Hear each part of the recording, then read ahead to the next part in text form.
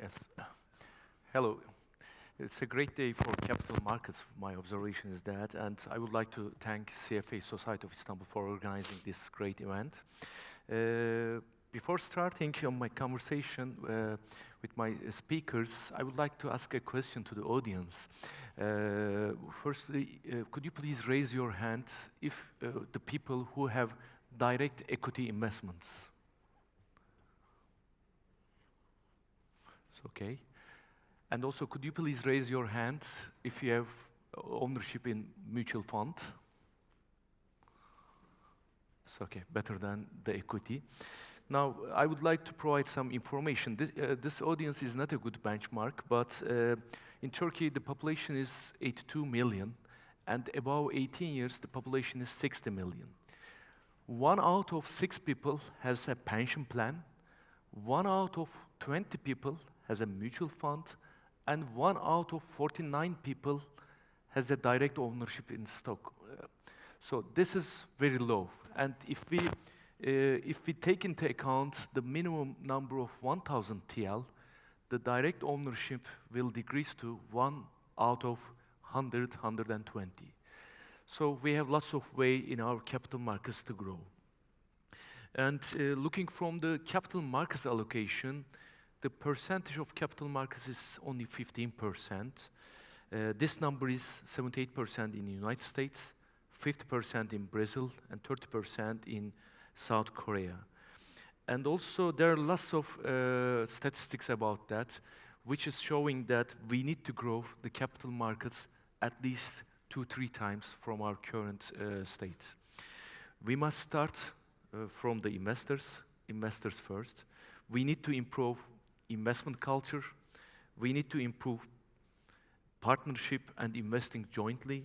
We need to improve employee stock ownership plans. And we need to improve the sharing culture and doing a large scale of business with the shareholders. As Capital Markets Association, we are more focusing on this, and we are going to focus more on the value generated from capital markets in the near future. And I would like to mention that capital markets has a great story in the world. But in Turkey, we are more focusing on a lot of examples, but we need to focus on the good ones. I believe that today we are going to focus on a great example, Logo. I believe that it is one of the greatest examples of Turkish capital markets history. And we will talk about the successful private market deal in a listed company turned to an even more successful SPO. We will focus on the process from IPO, when the period when Mediterra entered into picture, the changing culture, the SPO, and Logo today. We have 2 distinguished panelists. Tuğrul Tekbulut is the founder and chairman of Logo Group. Orhan Ayanlar, he's a partner from Mediterra, which is a private equity firm, which is a well-known private equity firm. After this introduction, I would like to give the words to Tuğrul Tekbulut, and I have some questions about Logo. Could you please briefly tell us the story of Logo, but especially how you finance the growth, which vehicles you used for financing, and also in what ways did Mediterra contribute to Logo, apart from the capital they brought in, and also your capital market experience from IPO to SPO and as of today. Thank you very much. Shall I?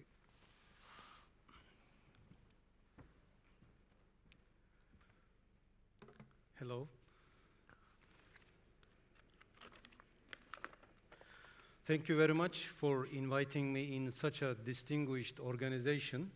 Actually, I was not aware of what CFA is. When I came and listened to the morning sessions, this was the session that I had missed for almost all my professional life, which is now more than 35 years. I speak mostly, this is the first time that I speak in such a conference.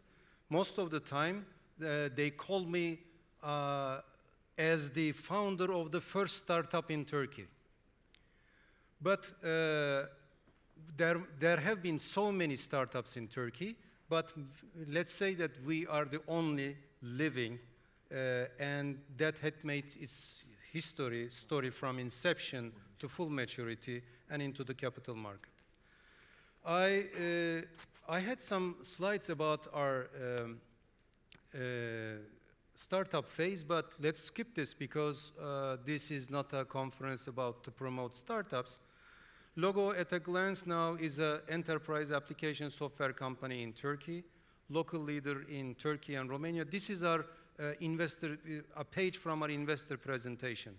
And we are active in India through a joint venture. And these are, we have 35% IFRS revenue growth in between the last 5 years. And these are our revenues and so on and so forth. And we have 90,000 active customers. And we, although we employ in Turkey, India, and Romania about 1,200 people, we create jobs, directly jobs, to indirectly jobs, let's say to more than 5,000 people. And in such a small company, actually still a small company. Yes, let's talk about our IPO in year 2000. Now it's going to be 20 years. I have taken some notes because I have to explain this. We have never found the capital that we needed at any time of our business until the IPO. There were no government incentives to promote technology. Turkish government has a very extensive tech startup incentive and support programs, but they all came after our IPO. But we, thinking that we were very good in technology, in mid-1990s, we took investment banking company and they took us to London and New York to look for venture capital and private equity funding. And this was almost after 10 years of our inception. We were too late for a VC and too small for PE. So I learned what was PE, what was PC, 10 years after our founding. And I also learned another thing, Turkey risk. Everybody said, yes, but you're based in Turkey.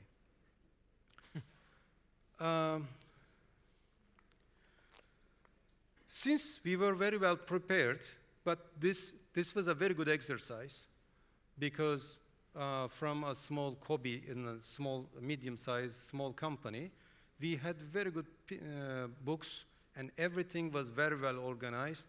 And I asked our investment banking, why don't we do an IPO? And in the year 2000, we did an IPO. And it took only 2 or 3 months to get ready for this because that the last 3 or 4 years searching for the money that we needed, we were very well prepared.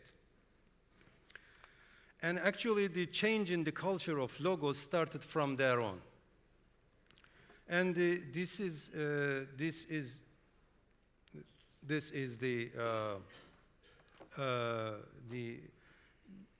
the invitation to our IPO, and then the price was 29,000, which Turkish lira at that time, and which was making only 5 cents. And the number of shares to be offered, 121,000 lots, and it happened on May 2000. So it was a pre-money valuation of $32 million, and Logo was already a market leader in the country. Capital increase was about 6 million, and after the capital injection, we were worth 38 million. Well, although the SPK and Istanbul Stock Exchange helped very positively and supported us, it was very difficult to find an underwriters. I have a case because, in fact, it was on the last day, we were getting responses like this. This company doesn't have any material assets. like land, factory. What happens in case of bankrupt? Well, we learned that Turkish investors have this habit or bad experience. They don't look for the future value. They only look at the liquidation value first. But this conference is very good. Is courageously saying that you become what you finance. I wanted to hear this 20, 25 years ago. And I have made this statement a couple of times, and I think this is very suitable here. Amazon came to $1 trillion valuations without making significant profits and dividends. Can you think a world without Amazon now? Can we deny cloud computing? Big companies are not created by the founders or founders' vision and management capabilities, but also by the vision, support, and patience of the forward-looking investors. And this is what we are looking for, what we have been looking for all those years. Nevertheless, IPO was a great success, and you can see that the valuation rose up very quickly because there was the internet hype, and there was lots of news on the newspapers, and our stock was, as a tech stock, started to rise up. And I was very much humbled, and when I heard the stories about some small investors like retired teachers, retired army officers getting in line to buy our stock. And I use this metaphor most of the time to impose governance and transparency in our company, and also integrity and honesty. This is one of the things that we are enjoying now. Because, I mean, whenever you see that your company is owned by this housewife, and then in front of your employees, and hey, from this point on, your boss is this woman or this retired army officer or retired teacher, Ahmet Bey, people started to think differently, and they will work more responsibly.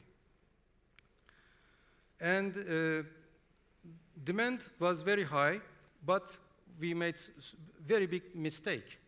It was so high, and then the consultants told us, you have to sell the company. We say, why should we sell? The company is going to be $1 billion, because a company like us in Greece, at the same size, was worth $900 million at that time. $900 million in Greece. But the Greece bubble also exploded, but that money could have been used also. Yes, we were young and greedy, and we thought this would go forever. If the demand is not serviced, we learned this, it pulls back and goes somewhere else. It exactly happened that way, and it happened with the first bad news. And the first bad news came from the internet bubble, and then the interest in tech stocks went away. We didn't care. We believed in the future of technology, but in 2 months of time, I will skip this. In 2 months of time, Turkey's major financial banking crisis happened.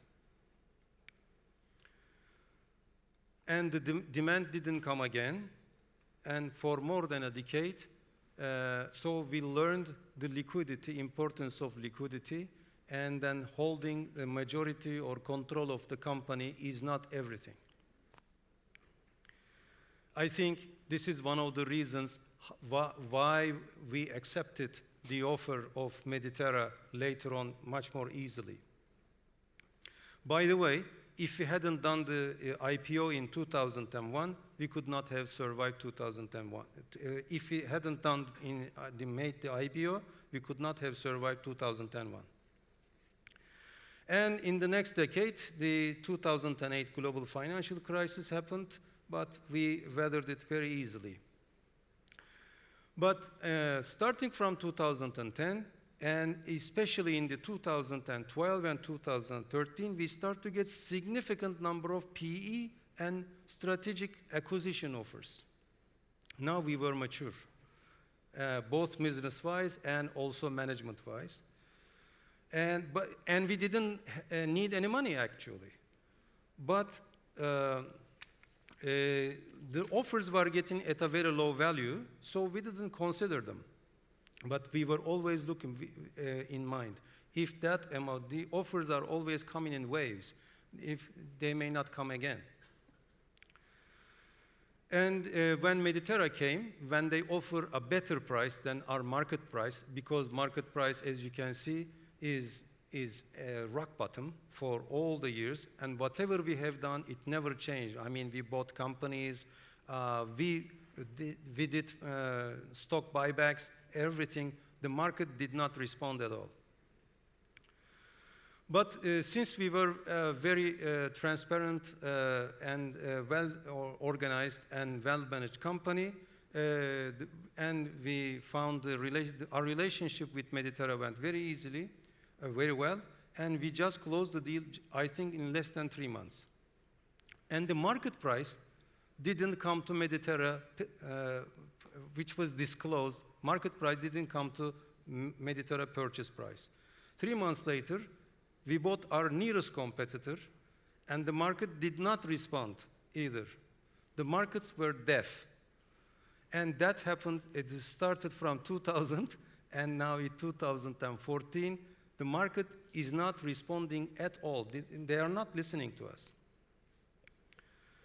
In 2014, 2 young investors from US called us to visit our site to see if we are real, because our valuation was too low compared to our numbers, which was always open to the public, but nobody was reading. Then another one came with their referral, and another one came with their referral, and they started to buy. And the valuation started to increase, and Logo started this rally, which lasted 2 years, supported by also by our exceptional performance, by the way. I hope I had done something to some of those small investors, yes, because of these retired teachers and housewives. Now we said we have been able to create value for them. The story with Mediterra was not about M&A and corporate finance expertise and cost-cutting as it is in the most cases of private equity, but it was about exceptional governance, synergy, and operational performance, and guided by and monitored and coached by very good functioning board, which let's say, adult advice, but very late. With this confidence, we acquired Romanian leader, TotalSoft. We couldn't have done this before. And we easily done a JV in India to build an SME software giant in underserved Indian market. We couldn't buy people are asking me, why didn't you buy a company in India? Because we couldn't buy it, because Asian companies' assets are so high.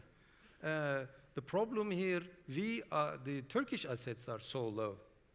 So even, I mean, most of the Indian companies are not making any money, but they are worth quite a lot of money. Yes, Logo could be a much bigger success story if we enjoyed these multiples before. If you don't value your assets, you have to accept somebody else's valuation. All foreign valuations include their discount of Turkish market risk premium, which may be different than yours and always much bigger than yours.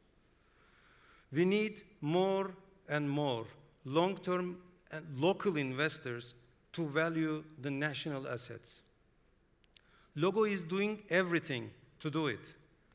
I have to show this. Yes, Logo is now 66. Mediterra also exited in 2016, and now 66% of Logo are free float, and we have very distinguished investors. These are holding a significant amount of stock each, and they all say that we are with you for at least 10 years. I am proud of it, and I would like to thank them all, and I would like to see Turkish investors like these investors in our portfolio. Thank you very much.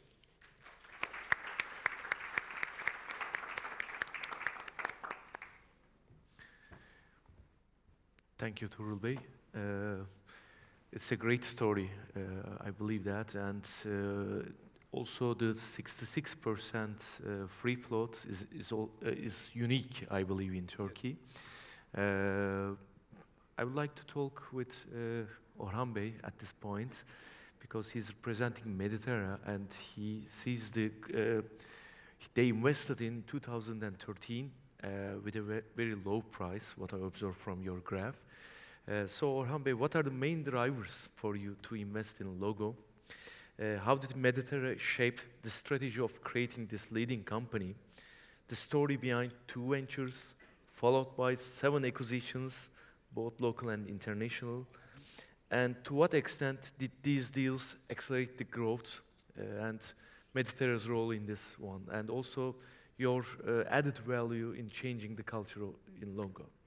Could you please inform me? Okay, thank you very much. First of all, thank you very much for the CFA Society to call me here. This is a very impressive day. I only have 4 slides. Just for the people that don't know about Mediterra, Mediterra was established in 2011. We are the leading mid-market private equity fund here in Turkey. Our team is a very qualified team. We've done over 30 investments as team professionals. We've done over 20 exits, and we've invested more than $2 billion in 11 countries. So after 2011, right now we are managing 2 funds that have an assets under management of 330 million euros. And under that, we've done 11 acquisitions, and one of them being Logo. I am one of the 4 partners and in charge of technology and business services. So how does private equity make its money? This is a very nice study that was done by McKinsey. Basically, there are 4 ways that private equity makes money. You know, buy right. That means don't pay too much money, but that also means don't buy cheap. Sell right. That includes selling at the right time. Using leverage, unfortunately, in Turkey, this usually has a negative effect because of the high cost of debt. And then, as you can see here, 63% of value creation, or a money multiple, or net IRR, however you want to call it, is done through strategic value add. So the ones in the circles are what Mediterra believes that we have a competitive advantage, which is a buy and build strategy. We've done it many times. International expansion, channel optimization, which basically means upsell, cross-sell. So I would like to talk about a bit more. So we became partners with Tuğrul Bey in 2013 of May. And we sold the majority of our shares in 2016, October, November. So what I'll be talking about in these next 2 slides is a journey that is a bit less than 3.5 years. 3.5 years. When we first looked at Logo, there were 8 things that we saw that we could bring some kind of value add. You can see them on here. But I would like to focus on 3, 4, and 7, and 8. So when we first looked at it, we realized that there was lots of small companies in the market that had a problem in growing, and there was also a large competitor, Netsys, that was also half our size. So we came with a plan where why don't we execute a buy and build strategy? So over 3.5 years, we acquired 7 companies, and we did 2 joint ventures, and we were able to expand to Romania and India.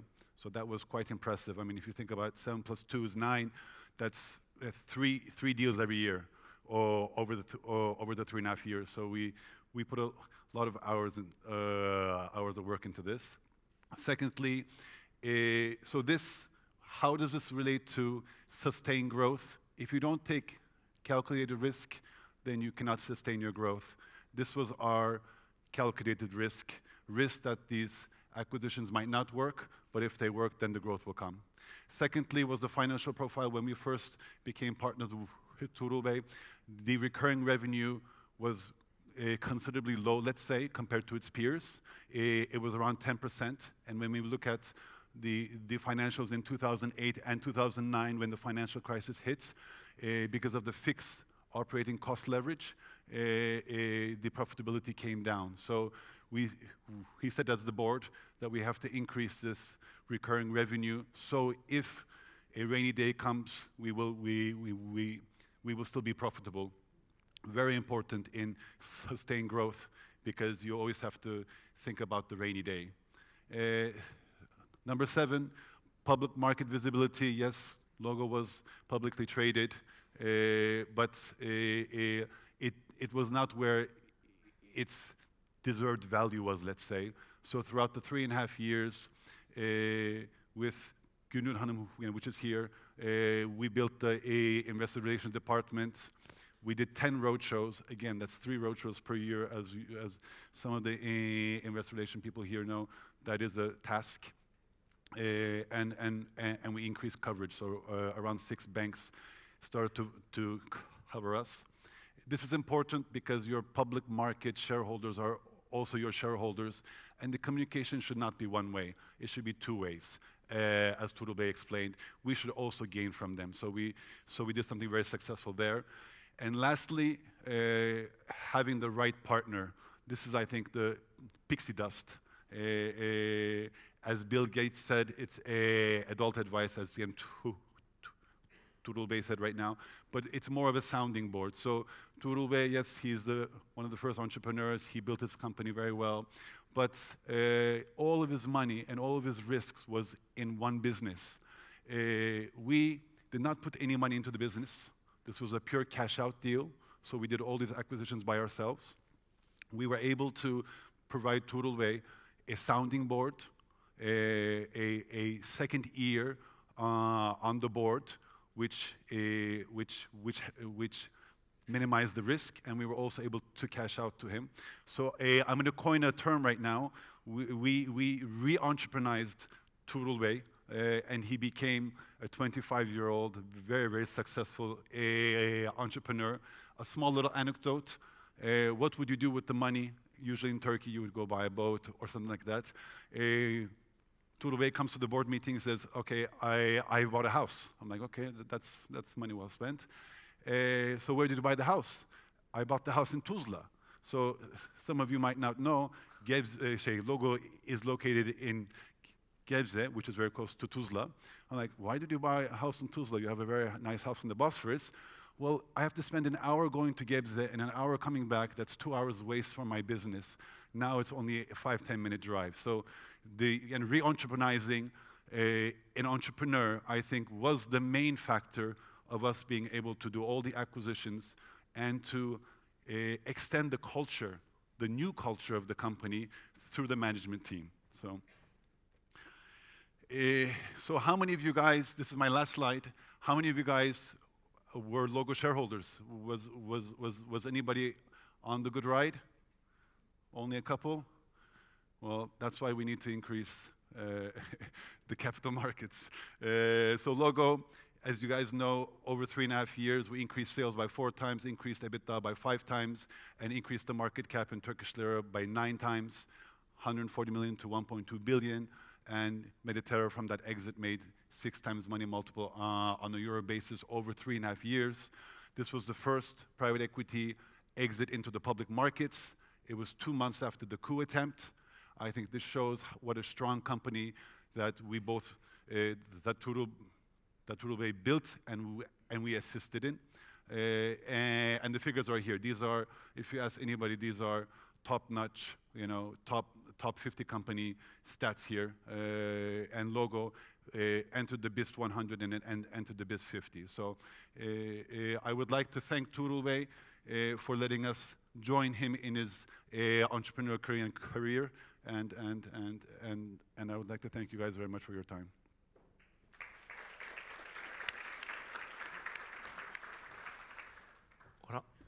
Orhan, thank you for the speech. What I observe, we have no additional questions from the audience, maybe because we are the last session before lunch. Anything you want to add, or we can finish the session? Tuğrul Bey, anything you want to add at this point? Yes, maybe I can answer that one question, because Mediterra, when we did the deal with Mediterra, we announced that the vision is to make the secondary public offering in NASDAQ. And then some people are still asking for this, but all these distinguished investors say that, well, we are providing liquidity in Istanbul exchange, why should you do that? There is no reason for doing it in NASDAQ, and in fact, our lawyers who did this SPO said that in 1 month, only 1 month's time, you can be on NASDAQ. Yes, NASDAQ, being on NASDAQ could bring us some much more visibility, but you know, I think that we should continue to believing in Istanbul Stock Exchange, Borsa Istanbul, and we should see it as more liquid. We invite more investors to our stock exchanges. Thank you very much. Thank you.